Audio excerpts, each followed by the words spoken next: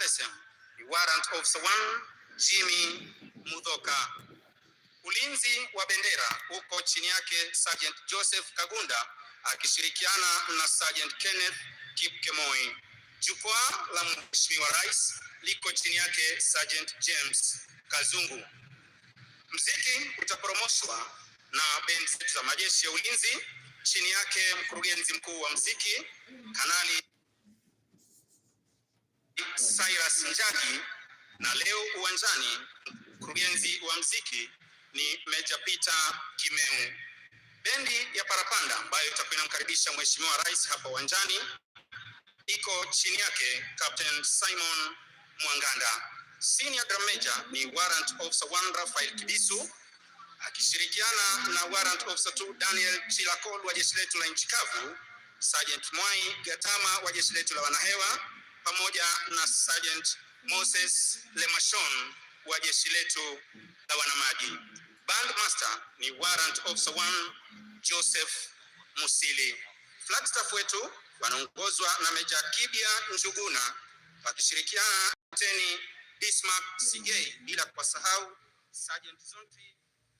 Anytime now, we are expecting the arrival of President William Ruto there at the Mashujaas Day celebrations, Kitui County being the host county for this 2025 Mashujaas Day celebrations. This is a national celebration of bravery, resilience, and service. It was formerly known as Kenyatta Day, but was renamed following the promulgation of the 2010 Constitution. And we're looking at revolutionary heroes who have shaped the country's history, also celebrating our present-day heroes, including Raila Odinga, who has also been recognized as really one of the heroes that have shaped the country's history. Gentlemen, I'll be getting your parting remarks as we cross over to Idokwe Stadium. And to you, Mukwanja, I want to get your thoughts around, Mashujaas Day reminding us of those who fought for political freedom. But in terms of Kenya's multi-party system, does it reflect that struggle? Just looking at political parties today, and looking at party hopping, coalitions collapsing, parties owned like personal property. Those are the views of a lot of people. Is this a failure of law leadership? Look at the political culture right now, and really just going back to multi-party systems. What are your thoughts around that as we start to close? I'm happy you used the word culture, and our major challenge as a political system is our poor political culture. And if there is anything that was inspiring for me over the last few days that we have been mourning the father of democracy, is a sermon by Professor David Kobia, the Bishop of Bondo ACK Diocese. And that was quite inspiration for me because he spoke to the real core issues that our political system is facing. The lack of humility in our leadership, the demand for the ordinary folks to treat their leaders as social welfare dispensers has created a poor political culture that is of transaction in nature, devoid of any debate, devoid of any dialogue around critical issues of governance, of social justice, of economic development, of national cohesion, and inclusivity. And if we go to just listen to that sermon, there are so many answers to our challenges in that. So we have to tackle our poor political culture as a people so that we can enable our leaders to address and focus their work on oversight, on legislation, on representation. And of course, that is part of our poor political culture. It's something that we have to handle in terms of our political education. And if you just look at even what Wakili Teru was referring to, the Gen Z uprising, two critical points: they want to be fearless, they want to be courageous, they want to be tribeless. Very good. But when it came to the issue of parties, saying partyless, saying leaderless, was quite a low point for me, knowing very well that we are in a country where possibly when you do a critical analysis of the leaders that we have, of the politicians that we have, they actually have a more fear for accountability than anarchy. And when you want to drive that discourse of being partyless or being leaderless, then you must be concerned. But the second point, Lillian, I want to point out, and I think is a thing that we have not given a lot of emphasis on. The last time it appeared was in the BBI report, is really looking into our electoral system design and whether we have made the right choices. And this is also linked to our poor political culture. We in a society that is highly patriarchal. We're in a society that we have made our politics highly transactional, and therefore money is a critical thing. We're in a society where ethnic politics has largely dominated as we continue, in fact, to tackle it. Combining that with the first past the post as our choice of electoral system design, I think has not enabled us to have a freer, fairer, inclusive election. I do not think we will readily deliver on the core constitutional principle, the not more than two-thirds general principle, the representation of the social inclusion that we require, the gender equality that we require, with the first past the post electoral system design combined with our political cultural issues that I've just mentioned. And finally, again, we must appreciate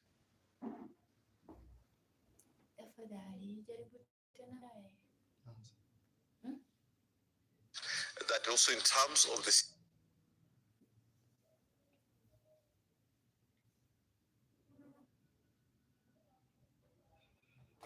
system of governance, we bestow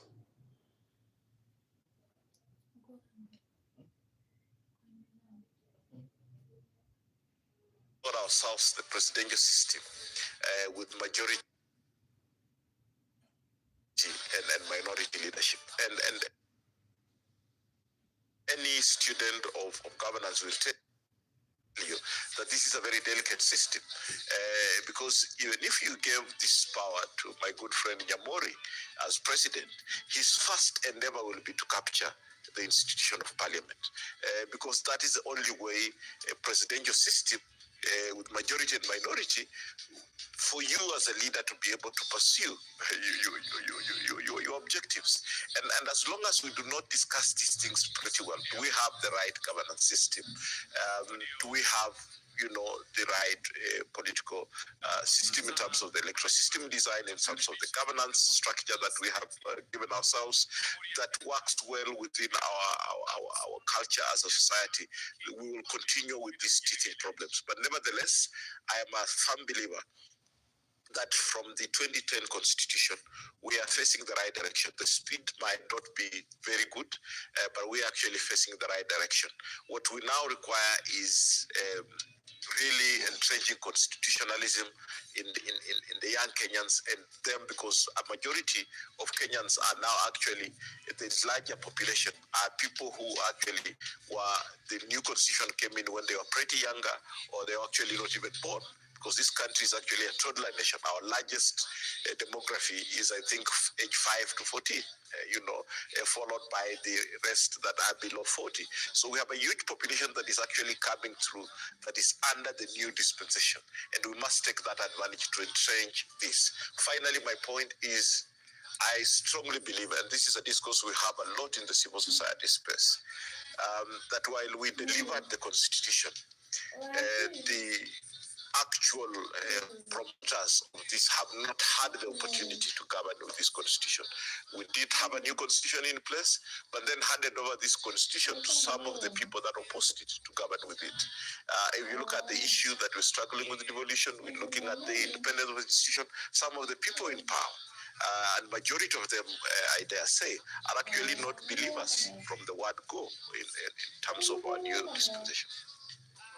Thanks for that, Mukwanja. Eric and Joshua, I'll have you close for us around the reforms, legal or civic, that are most urgent if we are to ensure that Kenya produces future Mashujaas across all walks of life. I'll have both of you respond to that, as well as perhaps just a quick rejoinder to what Mukwanja talked about, the first institution that you would grab, Theuri, if you're to actually achieve a quarter, and that's fair, of what leadership entails. I think I would probably say that the capture of, for example, Parliament to so that then the executive can be able to deliver on its mandate is perhaps a feature that defines the presidential system, because what you have is that sometimes you may find that the president comes from the minority party. But I think that the problem here is that the political parties and the political ideology that drives our politicians is devoid of any principle.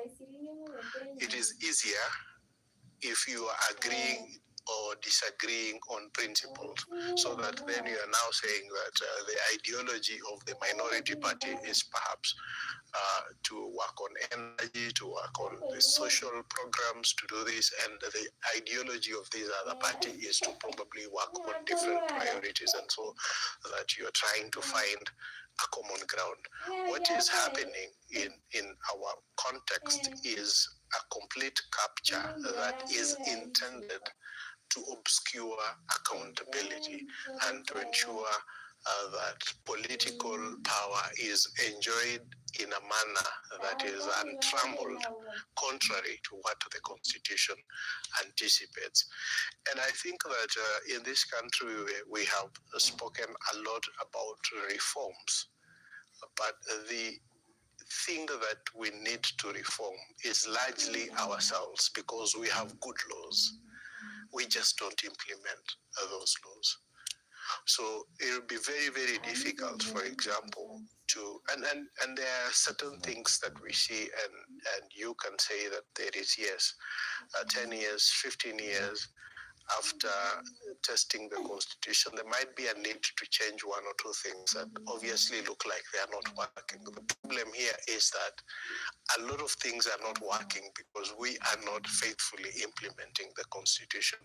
And so that a ripe moment for making certain adjustments to the Constitution may not have a reason, because we are not faithful in our implementation of the Constitution. And the challenge for all of us is to keep up this struggle and to recognize that anyone who is in political office would want to enjoy unchecked political power. And it is therefore our responsibility as citizens and our responsibility in whatever institution that we are in to check that power for the good of the country. Because if we don't, then all of us are going to be at risk. And we have to remember that the reason why we all donate our power to politicians to rule us is so that they can do that for our good. But if we don't check it, then what happens is that then they rule us for their own good, and in the process, they end up defying the ideals for which people and shed blood fighting for this freedom. So the prize for enjoying the freedom that we have today is to ensure that constantly we check those that are in power, because failure to do so will result in us sliding back to what you would consider the dark ages of repression and undemocratic governance. Thanks for that. And Yamari, to you, as we close this particular session. Urgent legal or civic reforms that you would say are the most pressing as the country marks Mashujaas Day, and also just I'd like you to touch a little bit on the fact that there's a question that came in earlier from others. There have been concerns about judicial independence and political interference in recent times. Are we honoring the legacy of our constitutional heroes in how we treat our institutions today? Just speak into that in as we speak from your perspective on the most urgent civic or legal reforms from where you're seated. Lillian, I think we have sufficient law. The Mashujaas Day and the recognition of our heroes is well embedded in the Constitution, especially Article 132, I think it's 4C. And then the law you spoke about, the National Honors Act of 2013, and then in 2013 and 2014, we also enacted the National Heroes Act, which provides, which kind of honors that we can give, and establishes institutions for doing that, including a National Heroes Council that should do that, that has representation, including civil society. What we need to try and do is not to wait and complain as Kenyans, but to use the institutional structures that are established in the law to try and bring change. And in that regard, in my view, I would want to encourage the civil society especially to try and work within the institutions rather than just making noise from outside in the streets. Okay, thank you very much, gentlemen. We're now going to be crossing over to Idhokwe Stadium for the arrival of President William Ruto. Let's listen in. Asanteni sana wananchi, asanteni sana wanafunzi upande ule wa pili. Kwa heshima na waomba mtulie tafadhali. Asanteni, asanteni.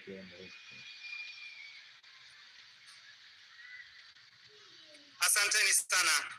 Masaa za mbwembwe, shangwe na vigelegele zimekaribia. Naomba tutulie kidogo, alafu tutaendelea.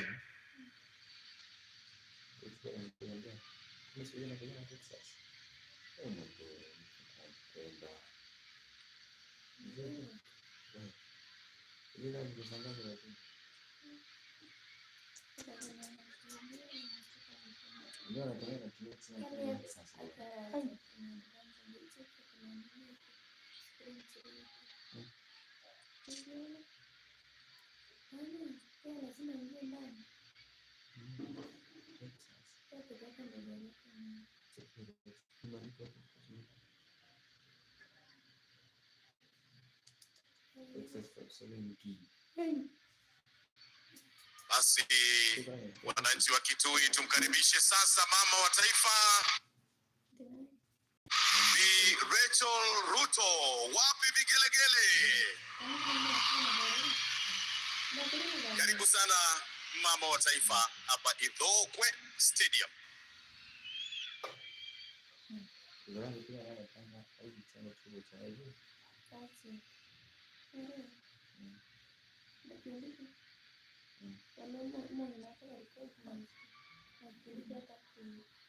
Alitangazwa tu amefika.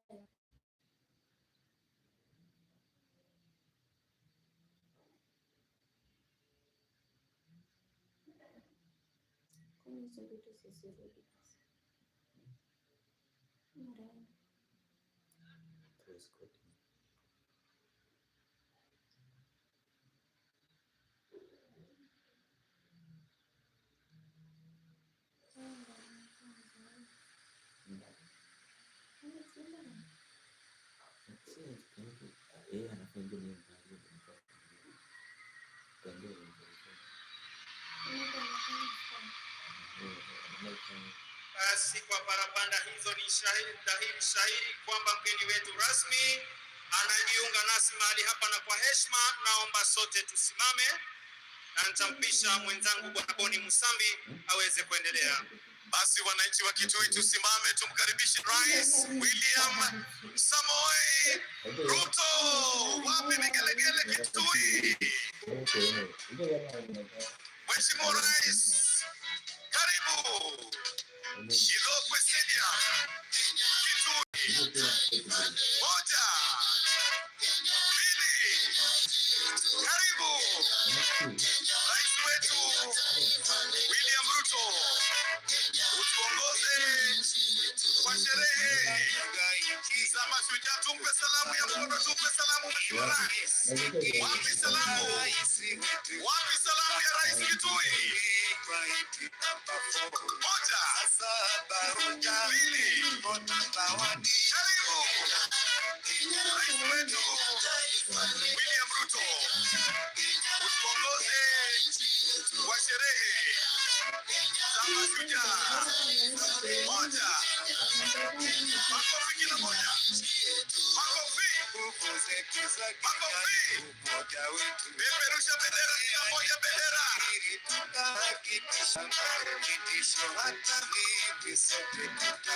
Haya, tumsalamu kila moja, salamu, salamu, salamu.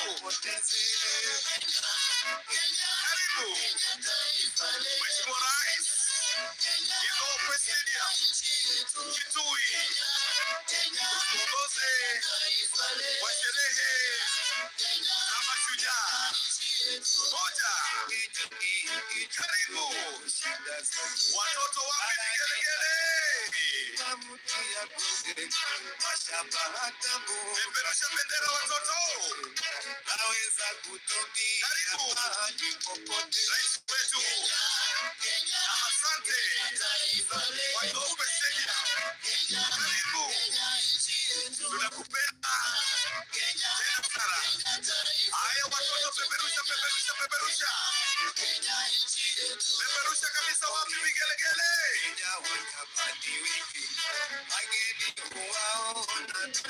Peperusha tena, peperusha kabisa.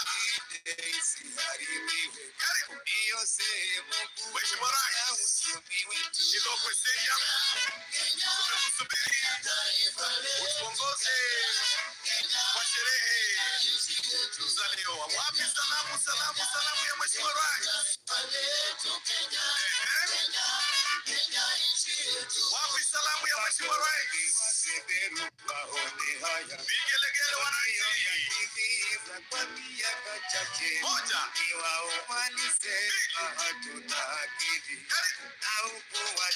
Rais wetu hapa Idokwe, tuongoze kwa Mashujaa. Asante kwa Idokwe Stadium. Moja, haya tumpungie Rais mkono, tumpungie Rais mkono, tumpe salamu. Salamu ya Mheshimiwa Rais. Watoto wapi vigelegele?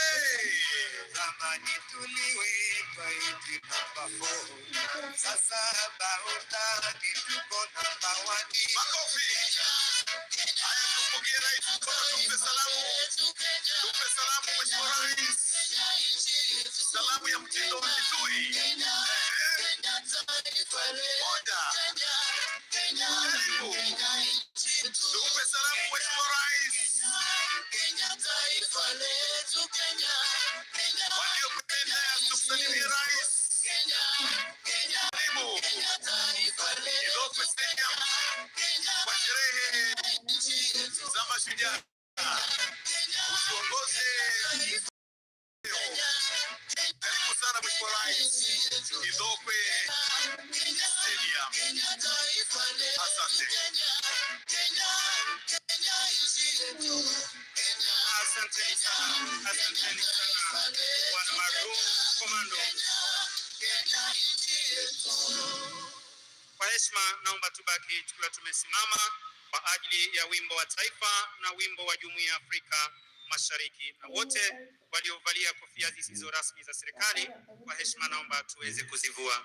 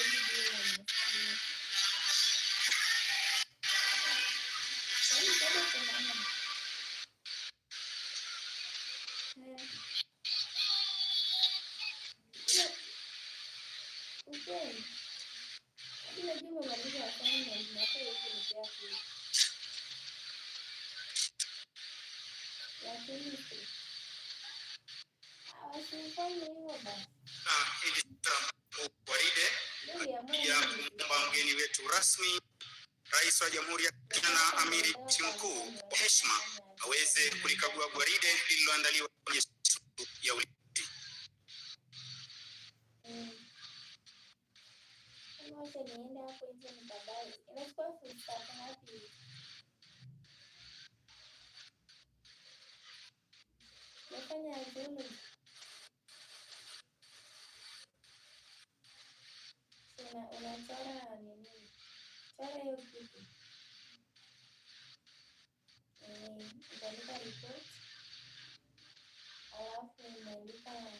Asante. Kwa heshima tunaweza kuketi tafadhali.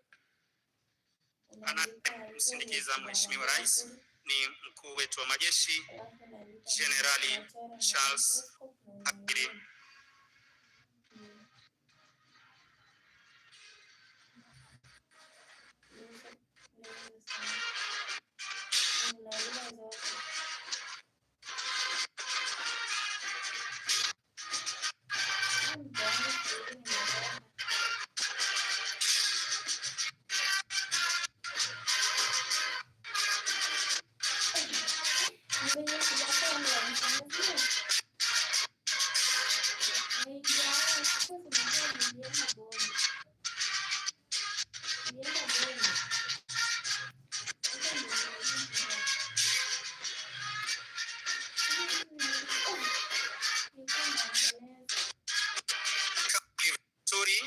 Ya kikosi kupewa heshima hali ya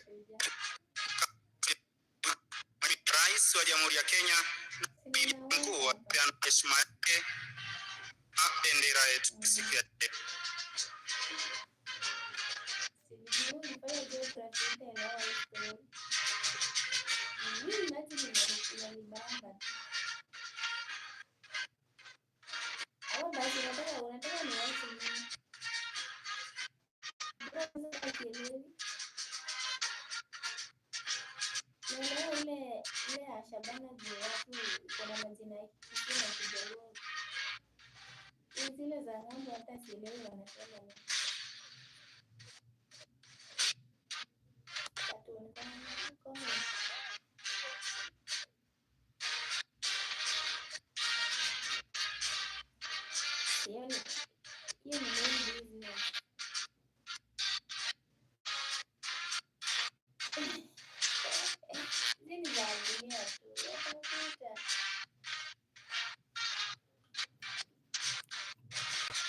si Raila ashapita kama anaendelea kudumu. Nini historia yake? Mwonekano tutaendelea. Alikuja. Dawa warembo. Inapitia nini? Kwani acha uchoyo. Walikuwa kwa nani? Makosa. Kwani wameamua aje? Sitakuamua sana. Wanaendaje huko?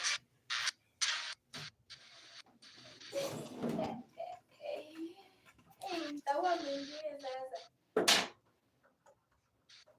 Alikuja hapa. Wakaniambia wanaenda kutengeneza nywele. Kupiga masaa walikuwa wamesonga nywele wakuja kwa.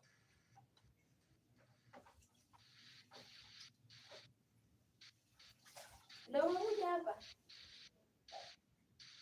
Kwani walikuwa njaa? Basi ya uwanjani tu Beni rasmi atachukua nafasi yake kwenye gani? Ulienda baba? Pesa ngapi? Chukua nafasi yake kwenye jukwaa letu rasmi. Yote.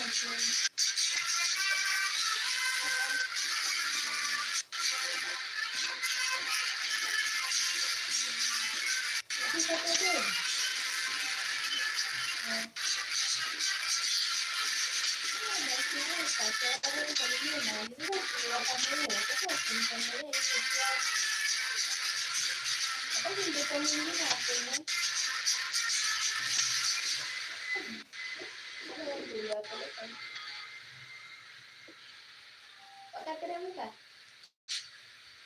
Ulikuwa chini. Teke. Basi ndani ya giza.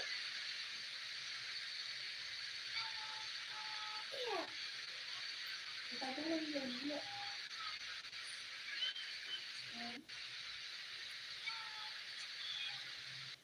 Semungeambia waoshe vyombo. Sijui mimi ni mtu mzima sasa, labda tu nipike. Na huyo mrembo. Na mabwana, mama wako akisha jengo dada yako akili.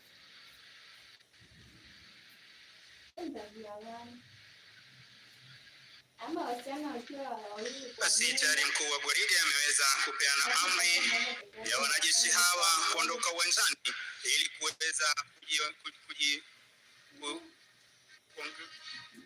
kuweza kujiunga na wenzao, kujiunga kwenye shughuli mbalimbali za ulinzi wa taifa.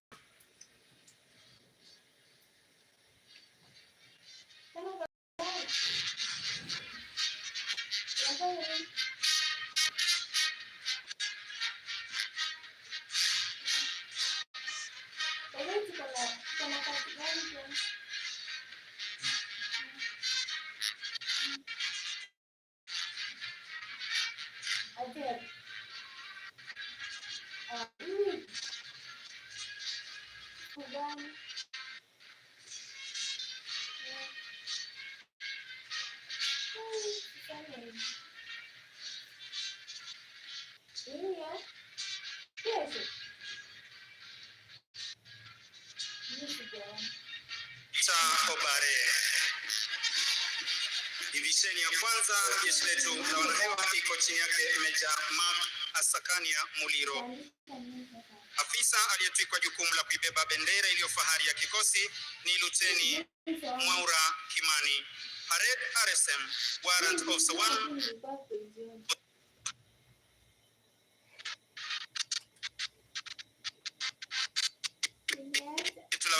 Asakania Muliro. Afisa aliyetwikwa jukumu la kuibeba bendera iliyo fahari ya kikosi ni Luteni Mwaura Kimani. Parade RSM Warrant Officer 1 Jimmy Mudhoka.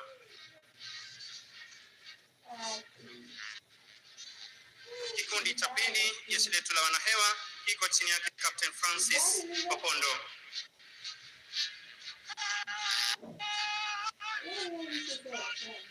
Kikundi cha tatu jeshi letu nchi kavu kikosi cha 17 kiko chini yake Meja Joseph Kamaret.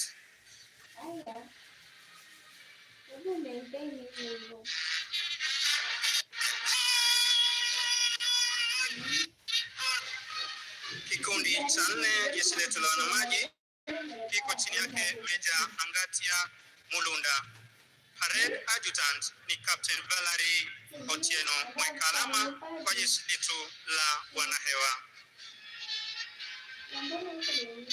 Mheshimiwa Rais, linafuata hivi sasa gwaride la vikosi vyote vya usalama, na kwa mengi nitampisha mwenzangu Koplo Julius Iti Jefwa aweze kuendelea. Mheshimiwa Rais, linafuata hivi sasa ni gwaride la vikundi la vikosi mbalimbali vya usalama kiongozwa na jeshi letu la nchi kavu Kahawa Garrison Company, wakiwa chini yake Meja Jackson Muthagi Company CSM, afisa mteule la pili Gilbert Bokri. Kikundi cha kwanza chini yake Luteni Bernard Kosgei katika magwanda yao mazito ya vita. Kikundi cha pili chini yake Luteni Muli Mukoni.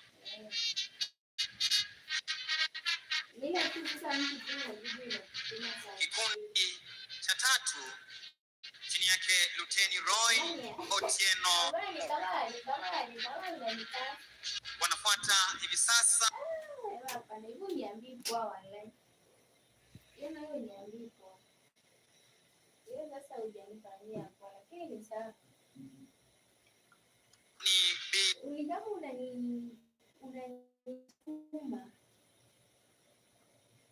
Nijitume.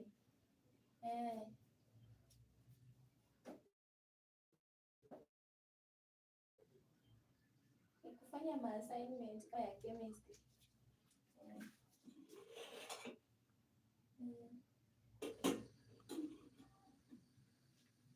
Ina foto.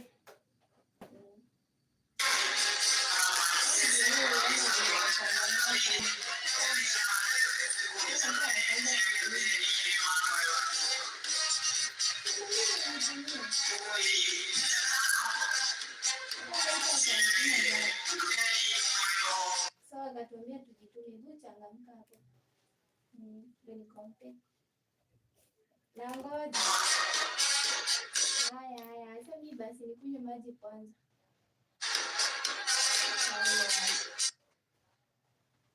Sina maziwa.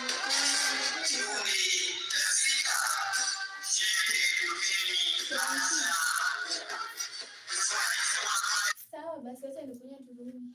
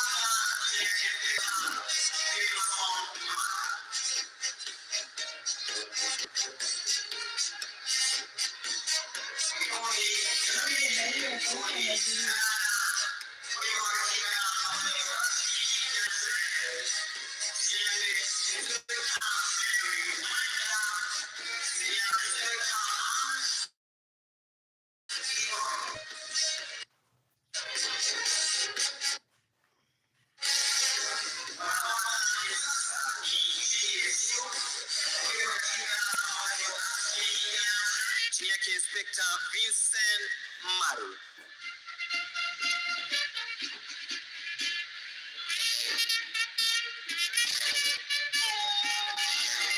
Mheshimiwa Rais, kinafuata hivi sasa ni kikosi spesheli kinachotumia majibwa almaarufu kama K9 Squad. Chini yake Chief Inspector Robert Ndegwa akisaidiana na Inspector Felix Witunya.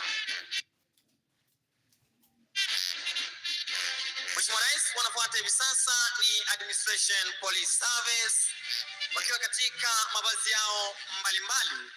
Chini yake Superintendent David Muyei akisaidiana na Chief Inspector Geoffrey Kiboi, kikundi cha kwanza. Chini yake Inspector Charles Mutembe. Kikundi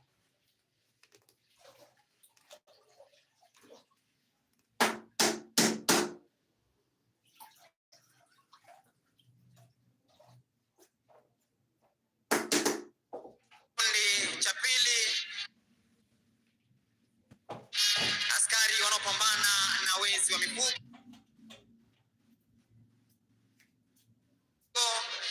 almaarufu kama anti-stock.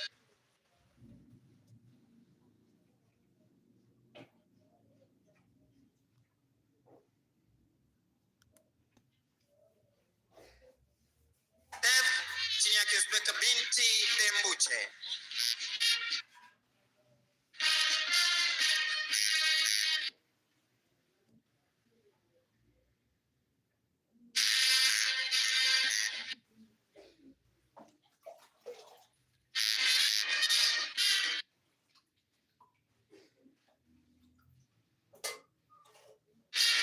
Wanafuata hivi sasa ni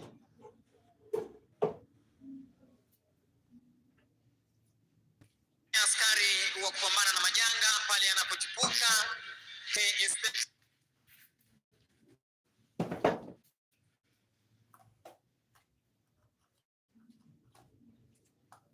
Kennedy Mwate.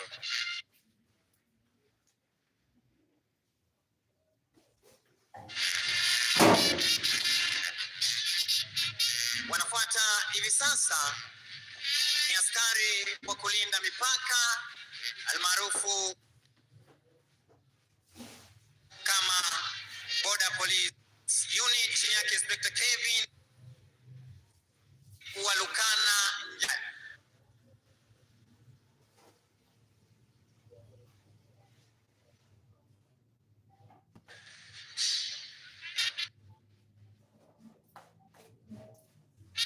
Kinafuata hivi sasa, Mheshimiwa Rais, ni kikosi spesheli kinachotumia farasi. Ikiwa hii leo ni mara ya kwanza kabisa kikosi hichi kuweza kushiriki katika gwaride